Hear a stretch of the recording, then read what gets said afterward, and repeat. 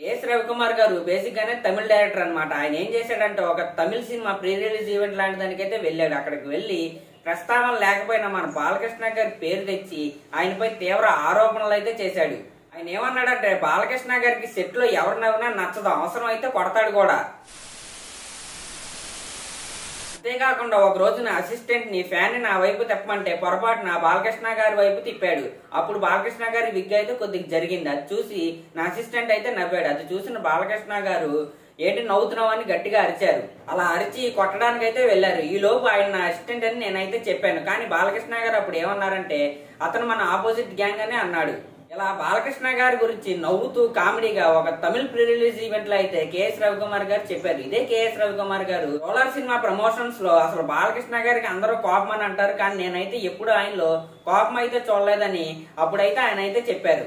అసలు లింగా లాంటి utter flop cinema తర్వాత తమిళ హీరోలే ఈయనకైతే ఛాన్స్ ఇవ్వకపోతే బాలకృష్ణ గారికి వరుసగా 2 ఛాన్సులు అయితే ఇచ్చారు, జయసింహ, రోలర్. ఈ సినిమాలో ఒకటైతే హిట్ అయిందో, ఒకటైతే ఎంత పెద్ద ఫ్లాప్ అయిందో అది ఆయనకు కూడా ఇంకా తెలియకపోవచ్చు, అంత డిజాస్టర్ అది. సినిమా లేక ఖాళీగా ఉన్నప్పుడు వరుస పెట్టి 2 ఛాన్సులు ఇచ్చిన హీరోపై ఇలా కామెంట్స్ చేయడం అయితే అసలు కరెక్ట్ కాదు. బాలకృష్ణ గారికి తెక్కరేగితే కొడతాడని చిన్నపిల్లలను అడిగినా చెప్తారు, ఆ మాత్రం తెలీదా ఏంటి అది స్టేజ్ ఎక్కి చెప్పాలా అని బాలకృష్ణ గారి ఫ్యాన్స్ అయితే కేఎస్ రవికుమార్ గారిపై విరుచుకు పడుతున్నారు.